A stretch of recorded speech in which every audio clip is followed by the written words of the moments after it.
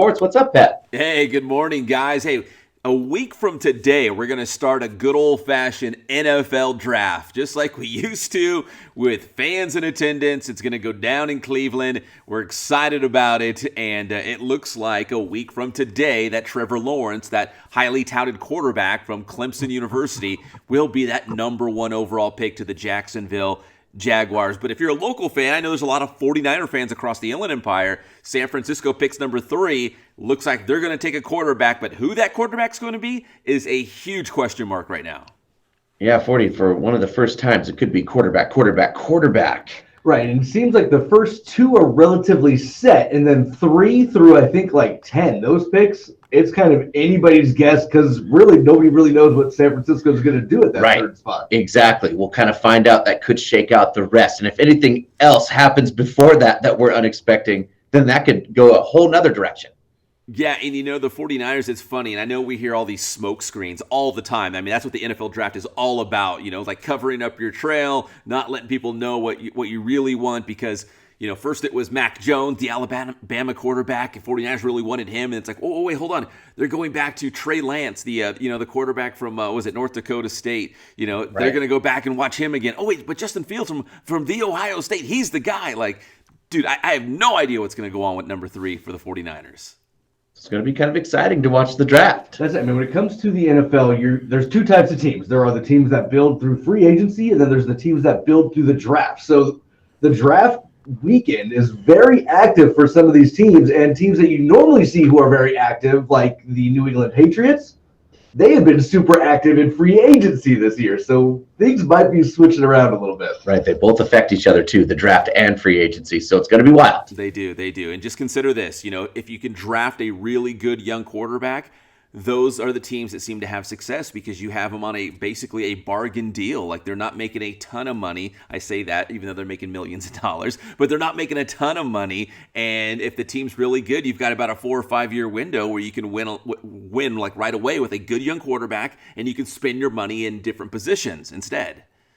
That's why quarterback. One of these are going to hit. Well, in teams that really the NFL seems to be having a wide receiver dilemma because they want to say that, look, no team has ever been one wide receiver away from winning the Super Bowl, for sure.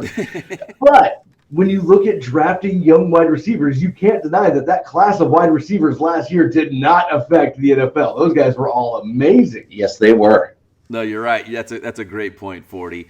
And hey, speaking of quarterbacks and a guy who, drafted pretty low, I would say, is quarterback Aaron Rodgers. And come to find out when he hosted Jeopardy, it was a rating spike. Like people were tuned in to see Aaron Rodgers host Jeopardy. And he was just one of many celebrity guest hosts. But guys, I don't know, man. If the ratings are up and he's the guy and he did well and he smiled and looked good and all those things, he might be the Jeopardy host. Big Aaron Rodgers fans over here. He's very funny and, smooth, suave, dare I say. Now, Jeopardy did do a little thing where they announced some new co-hosts, and along with that, they specifically said when they announced Joe Buck was going to get a shot, that Joe Buck was vying for the job. They haven't made that specific qualifier for any of these other co-hosts. This is going to make people hate Joe Buck or more. Guest hosts. I mean, we got the Reading Rainbow guy. We got Joe Buck. We've got an NFL quarterback. I mean, we're running the gamut. Like, everybody is, jumping in there trying to get that spot because, Alex Trebek was a household name. We loved the guy. And, those are big shoes to fill. Who's going to get in there? Maybe that producer who actually does it really well. I think he does it formatically the best. And then Aaron Rodgers can just guest host every once in a while. Those guys did great, but the internet basically got LeVar Burton his guesting host spot. So he's got a lot of backing right now. Here we go. We got a little competition here, Jeopardy style. Listen, I grew up on Reading Rainbow, man. That guy's voice is so smooth. And you know what I mean? It's engaging, and that's what they're looking for. Who's gonna have that composure? Who's gonna sound good? Who's gonna do all those different things to make that show continue? The way Alex Trebek kind of did it. Maybe put their own stamp on it in a little bit of a different way, but still kind of continue what they had. And I don't know, man. All these guest hosts, Joe Buck. He's a sports announcer. How's he going to do it? Is it going to look different? Sound different? Maybe it's our guy, Aaron Rodgers. People are always going to think that he's rooting for one contestant way more than the others. See?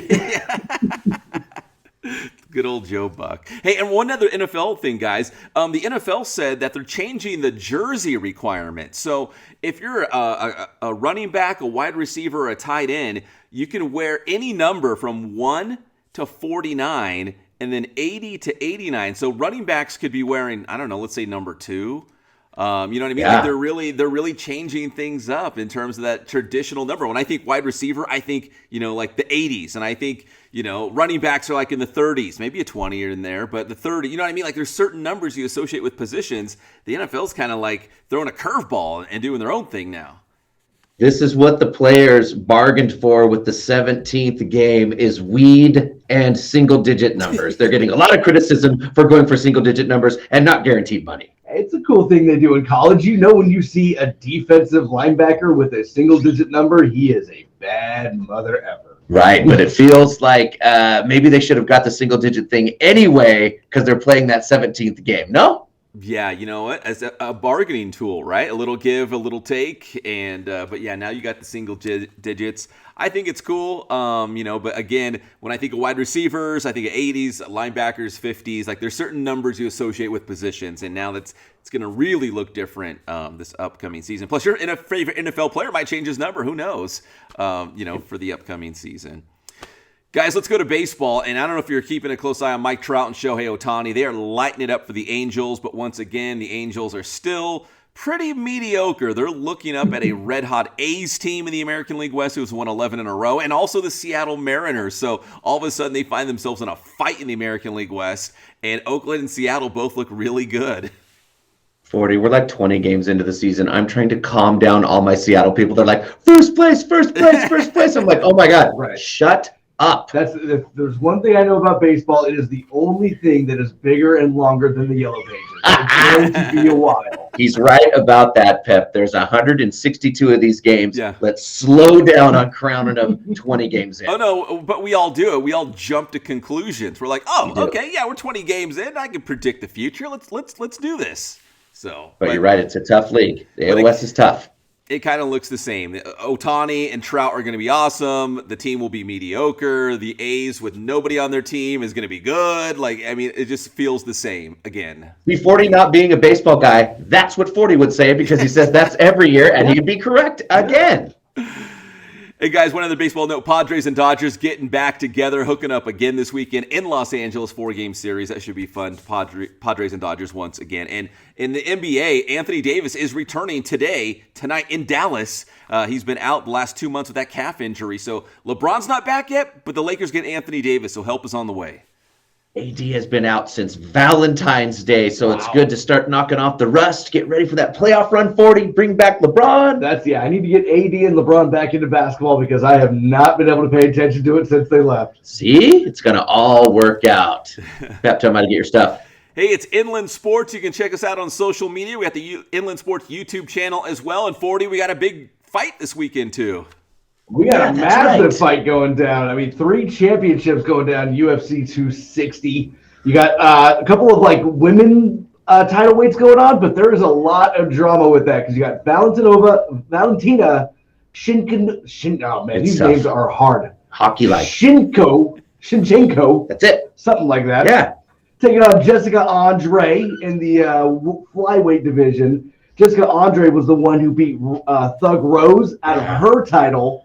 But then Zhang, I'm not even going to try her, the champion at 115, the strawweight, she came in and knocked her out, got the title. Now she's defending the title against Thug Rose. That's the second title going on. And then the big one, Usman versus Masvidal. That's number 2 going on. If you remember the first one, that's the one Masvidal came in on 6 days' notice, put up a pretty decent fight, but Usman really just kind of wore him down, exposed the fact that he had no training at all. So Masvidal since then has been talking a lot of crap. Like, dude, you give me a full training camp, there's no way you beat me. Dude, UFC breakdown from 40 right there. Thanks, Pat. Thanks, guys. Perfect, dude.